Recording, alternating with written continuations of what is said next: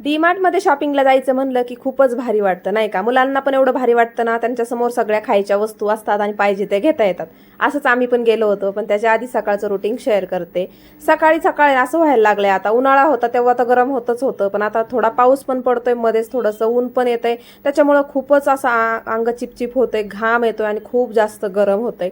त्यात शनिवार आहे, बरं झालं लाईट गेली नाही, म्हणलं पटापट कामं उरकून घ्यावं, नाही तर लय मनी प्लांटचं पाणी ना मी 7 ते 8 दिवसाला चेंज करत होते, पण मला असं वाटायला लागलंय की आता रोजची रोज चेंज केलं पाहिजे. कारण की हे पानामध्ये ना बघू शकता वेगळं काहीतरी असा कलर यायला लागलाय आणि पूर्ण ग्रीन असलं की छान वाटतं. इथं शेंगा उकडायला टाकल्या होत्या, पण त्याच्यामध्ये मीठ टाकायचं. आता अशा शेंगा तर आर्यनला खायच्या होत्या आणि तो पहिल्यांदाच खाणार होता. म्हटलं चला करूया. त्या घाई गडबडीमध्ये ना त्याचे तोंड फोडायचे पण राहिले शेंगांचे आणि मीठ टाकायचं पण विसरले. म्हणलं असो तशाच खायच्या. मग काय इथं भाकरी पण बनवून घेतली, मस्त वांग्याची भाजी बनवली होती. भाकरी 2 बनवायच्या होत्या बाजरीच्या. दुपारच्या जेवणामध्ये बाजरीची भाकरी छान लागती. आता मध्ये मध्ये चपाती खात होते म्हणून खूप जास्त वजन वाढलं होतं. आता मी चपाती पूर्ण बंद केली आहे आणि आता पूर्ण भाकरीच खाणार आहे. एक तर ज्वारीची असती किंवा बाजरीची असती, तर आता मी नेहमी माझ्यासाठी एक भाकरी बनवते.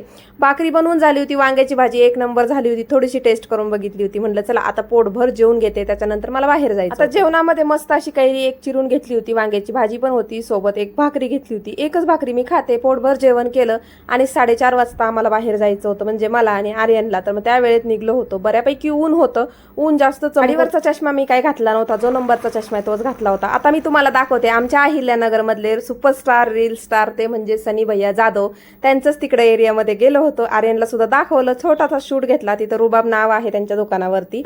तर मग म्हटलं चला आर्यनला दाखवलं आणि तुम्हाला सुद्धा दाखवलं. तर त्याच अहिल्यानगरमध्ये मी राहते. तर म्हटलं चला मस्त असं ताक घेऊया. छान असं ताक घेतलं. मठ्ठा घ्यायचा होता, मठ्ठा संपला होता, मग मस्त असं ताक घेतलं. त्याच्यानंतर मग आम्ही आलो इथे. आमच्या इथेच आहे ना मस्त असं आहे ना डीमार्ट सारखं ओपन झालेलं आहे. आता मी नाव काय सांगत नाही, पण तुम्ही बघू शकता, दिसलं असेल तुम्हाला तर ठीक आहे. चला, सगळे भाव आणि सगळे रेट असे व्यवस्थित स्पष्ट दिलेले होते, बघू शकता. आता तुमच्या तिकडे बदाम काजूचा काय रेट आहे मला कमेंटमध्ये नक्की सांगा, कारण की हा रेट आता इथे नवीन त्यांनी ओपन केले, तिथे तो रेट दिला होता, म्हणजे आपल्याला समजल किती फरक आहे नाही का.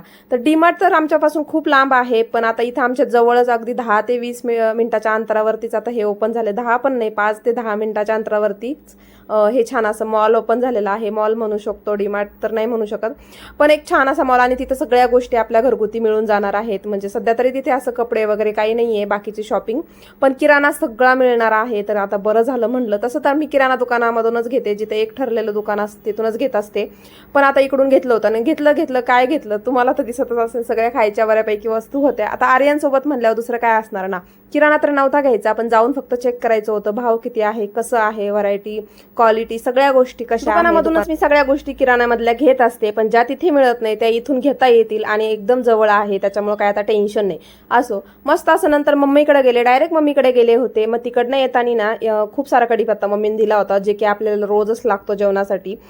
कशामध्ये पण कढीपत्ता लागतो, मला तर कढीपत्त्याशिवाय भाजी होत नाही, पण ज्यावेळेस नसती त्यावेळेस चालून जातं. पण आज मम्मीने भरपूर असा दिला होता. तिथं 3 डेटॉलचे म्हणजे पाऊच होते, ते घेतले, कारण की डेटॉलची जी बॉटल असती ना ती आपल्याकडे असती. मग म्हटलं हे पाऊच बरे पडतील. 33 रुपयाला एक पडला. त्याच्यानंतर अशी ब्लॅक कॉफी घेतली. छान असं थोडा वेळ रिलॅक्स झाले आणि मस्त आवरून आर्यन सोबत आहे ना कॉमेडी रील शूट करायची होती, जे की इन्स्टाला खूप ट्रेंडिंग आहे. कॉमेडी व्हिडिओ तर सगळे मी स्वतः शूट करत असते, पण आज आर्यन सोबत केला तर त्याची एवढी मस्ती असती ना काय सांगू. एक रील शूट करण्यासाठी बराच वेळ गेला.